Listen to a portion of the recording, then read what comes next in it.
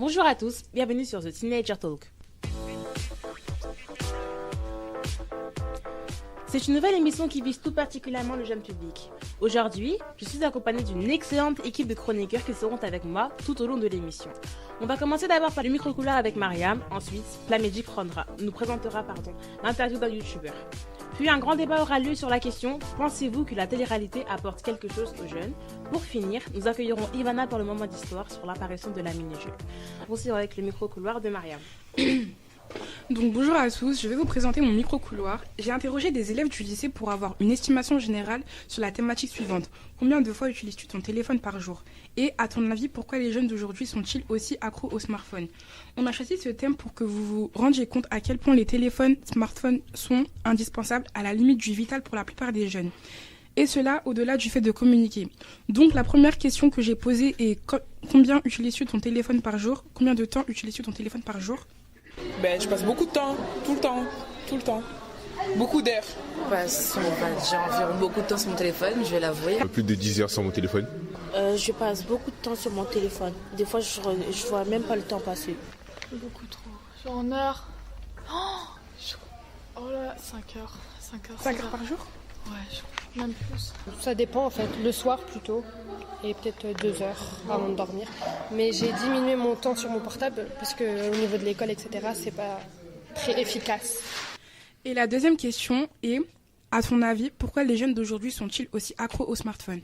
On a grandi avec, et parce qu'il y a plusieurs réseaux sociaux, et parce qu'on peut parler, il y a plusieurs trucs en fait. C'est comme la drogue un peu, c'est une addiction. Les gens ont inventé des applications qui nous permettent de nous développer, d'être à l'actualité et de nous renseigner. Enfin voilà, le téléphone est très important pour nous. En fait, je pense que s'il n'y avait pas tous les réseaux sociaux, le téléphone ça servirait à rien pour nous. À part appeler, à part les petits trucs vieux jeux, mais sinon, je pense que voilà, donc à cause des réseaux sociaux, le téléphone est devenu primordial dans la vie des adolescents. Parce qu'on fait tout dedans. Genre, il y a toute notre vie pratiquement dedans. Ouais, on communique trop avec les gens. Il y a trop les réseaux sociaux, ils sont trop importants. Ça nous bouleverse tellement, on est focalisé sur ça, on aime trop les écrans. Tu t'imagines, toi, si t'as pas de téléphone, tu ferais quoi de tes journées ? C'est la vie, les téléphones. C'est comme la bouffe.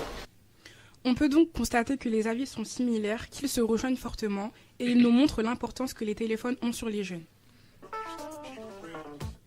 Merci Mariam, on va continuer avec notre débat dont la question est « Pensez-vous que la télé-réalité apporte quelque chose aux jeunes ?» Mariam et Ivana, c'est à vous. À qui donnes-tu la parole en premier lieu ? Ivana. D'accord. Donc, la thématique suivante, c'est « Pensez-vous que la télé-réalité apporte quelque chose aux jeunes ?» Non, je ne pense pas que la télé-réalité apporte quelque chose aux jeunes. Je vais vous expliquer mon raisonnement. Premièrement, c'est une perte de temps. Les jeunes qui regardent la télé-réalité souvent oublient de faire leurs devoirs, voire ne les font pas à cause de la télé-réalité. Donc oui, c'est une perte de temps. Généralement, ils ont une tonne de devoirs, doivent réviser, mais au moment de les faire, ils préfèrent aller devant W9 pour regarder les Marseillais ou autres. Ils font également passer leurs devoirs d'élèves après la télévision. C'est absurde. Non, vous pouvez continuer. D'accord. Deuxièmement, les enfants qui regardent ces programmes télévisés n'ont aucun esprit critique, reproduisent ce qu'ils voient, même si parfois ils savent que les images sont truquées. Ils n'ont pas tous ce recul pour analyser avec sang-froid les images qu'ils viennent de voir. La télé-réalité, n'apporte aucune culture, si ce n'est que la culture des âneries. La télé-réalité, c'est très dangereux car les valeurs, les messages qui sont véhiculés sont dangereux pour des jeunes qui sont en pleine construction de leur identité.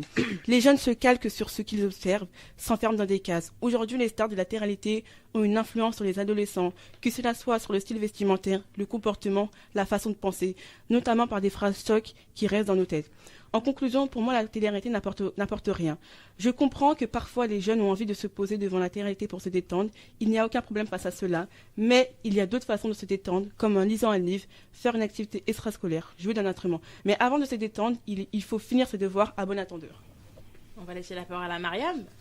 Donc oui, je pense que la télé-réalité apporte quelque chose aux jeunes. Parce que les gens oublient souvent que la télé-réalité est avant tout divertissante. Échappatoire pour certains, elle leur permet d'oublier et même de relativiser leur quotidien en regardant celui des autres. Le téléspectateur peut se comparer au candidat et se rendre compte qu'il n'est pas seul face à certains problèmes, que ce soit pour les conflits familiaux, la dépression et autres. Ces émissions sont comme des séries télé, mais en vrai. Il s'agit de réelles histoires d'amour, de réelles trahisons, de réelles discussions de famille, etc. Ce ne sont pas des acteurs qui jouent un rôle, mais des personnages qui vivent simplement leur vie.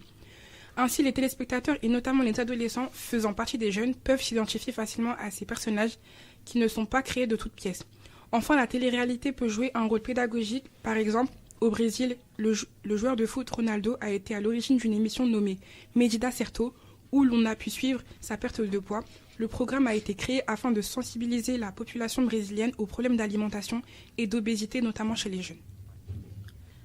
Il est vrai qu'une grande partie des jeunes regardent la télé-réalité. En effet, les émissions sont nombreuses et de grandes variées, et de qualité variée, et qu'il y a pas mal de mises en scène. Il faut savoir se faire plaisir et garder de la distance par rapport à ça. Merci à vous deux. On va maintenant continuer avec l'interview de Plamedi, d'un youtubeur. Donc, bonjour. Nous pouvons voir avec les jeunes de la nouvelle génération qu'ils sont beaucoup plus attirés par les réseaux sociaux et aussi par YouTube que les anciennes générations. Cet univers audiovisuel a en effet beaucoup de succès auprès des jeunes. Nous allons la découvrir aujourd'hui. Pour répondre à nos questions, nous avons interviewé un jeune adolescent qui lui vient de débuter sur YouTube. Il nous fera part de ses connaissances sur ce monde parallèle. Écoutons Boris. Boris ? Oui, bonjour. Donc pour commencer, pourquoi as-tu voulu faire une chaîne YouTube et quelles ont été tes motivations pour la faire ? Alors mes motivations en fait ont été par envie, c'est parce que je voulais le faire en fait. C'est un monde assez différent que personne, que beaucoup de gens connaissent, mais par exemple que les adultes ne connaissent pas encore. Mais je voulais vraiment faire ça par envie, je voulais faire quelque chose de nouveau et c'est un projet qui me tient à cœur. Comment fait-on pour avoir beaucoup d'abonnés sur Alors, YouTube ? beaucoup d'abonnés, c'est pas le plus important sur YouTube. Le plus important, c'est ce que tu partages. C'est vraiment pas le plus important, en tout cas, le nombre d'abonnés. Beaucoup de gens se fixent sur ça, mais c'est vraiment pas le plus important. D'accord. Quels sont les matériels à utiliser pour pouvoir faire des vidéos ? Moi, j'utilise une caméra.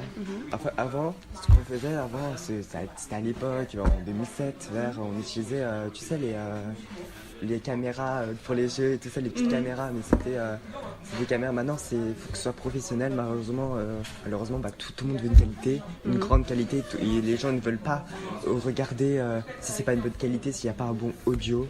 Voilà. Donc si on n'a pas les appareils qu'il faut, on ne peut pas le faire. Ouais, d'accord. Maintenant, en tout cas. Si tu parviens à être célèbre grâce à ce site web, seras-tu rémunéré avec Alors, c'est un peu le débat. Tout le monde veut savoir sur YouTube combien d'argent on gagne ou encore tout ça. Mais le problème, c'est que c'est pas le plus important et l'argent, il y en a, ils ne gagnent pas beaucoup. C'est-à-dire qu'il y a des gens, peut-être qu'ils ont 10 millions d'abonnés, ils vont gagner. Mais en tout cas, les gens qui ont peut-être que 1 million ne vont toujours pas gagner de l'argent. Pour le plaisir. Voilà, c'est juste pour le plaisir et pour partager ce que tu fais. Ok, d'accord. Est-ce compliqué de faire une chaîne YouTube et de pouvoir se faire accepter par les internautes ? Alors, ça dépend. Moi, en tout cas, pour l'instant, c'est pas très compliqué. Mais pour des gens, je sais que c'est compliqué, ouais. C'est dur parce que les gens ne comprennent pas pourquoi tu fais des choses différentes. Tu vois. Pour finir, quels conseils pourrais-tu donner à ceux ou celles qui veulent faire une chaîne YouTube ? S'ils veulent le faire, qu'ils le fassent par plaisir, qu'ils le fassent pas parce qu'ils veulent être célèbres ou qu'ils veulent avoir de l'argent. Il faut juste qu'ils veulent se faire plaisir. Et si par exemple tu veux faire du maquillage, ou si tu veux partager ce que tu fais en cuisine, que tu le fasses. Comme ça, les gens ils le partagent. Merci beaucoup Boris d'avoir répondu à nos questions. De rien. En conclusion, dans ce que Boris vient de nous dire, nous pouvons retenir que dans ce genre d'univers, il ne faut pas avoir peur des critiques d'autrui. Il faut croire en soi et faire ce qui nous plaît, ce qui nous plaît pour le plaisir de le faire et pour partager notre univers avec ceux à qui ça intéresse. Merci Plamedi. Et pour finir, on va laisser la parole à Ivana pour le moment d'histoire sur l'apparition de la mini-jupe. Comme l'a dit notre animatrice, ce moment d'histoire sera consacré à une révolution pour les femmes, la mini-jupe. La mini-jupe est un vêtement qui fait son apparition en 1962. Elle a été confectionnée par la styliste Mary Quant à Londres. Ce modèle connaît un succès phénoménal, développant une nouvelle mode vestimentaire et devenant le symbole d'une nouvelle génération de femmes. Cet accoutrement s'appelle la mini-jupe parce que Mary Quant raffole de la voiture du même nom. Ce vêtement entre dans l'histoire pour de nombreuses femmes. Il est libérateur, dans le sens où les femmes peuvent s'habiller comme elles l'entendent et par la même occasion, s'émanciper de l'autorité des hommes. En effet, dans les années 60, les femmes doivent s'habiller avec des jupes longues ne dépassant pas le genou pour ne pas avoir des tenues jugées indécentes. Il y a également des manifestations organisées afin d'obtenir le droit de porter la mini-jupe, notamment à New York en 1970. Deux camps s'affrontent, les conservateurs et les conservatrices qui affirment qu'une femme doit porter une jupe longue et les progressistes qui pensent que la liberté de la femme réside dans le choix de s'habiller comme elles l'entendent. Puis la mini-jupe se diffuse également grâce à la culture cinématographique. On se souvient tous encore du film « Et Dieu créa la femme » de Roger Vadim où l'actrice Brigitte Bardot apparaît en mini-jupe. Aujourd'hui, chaque année, une journée de la jupe est organisée le 19 juin afin de lutter contre les inégalités hommes-femmes. Pour afficher son soutien à cette cause, il suffit simplement de porter une jupe. Ce moment d'histoire est maintenant terminé. J'espère qu'il vous a plu et vous a appris de nombreuses choses. Merci, au revoir. Et voilà, nous arrivons à la fin de l'émission. Nous vous remercions de nous avoir consacré du temps pour nous écouter et nous vous souhaitons une bonne après-midi. À vendredi prochain. Au revoir. Au revoir. Au revoir.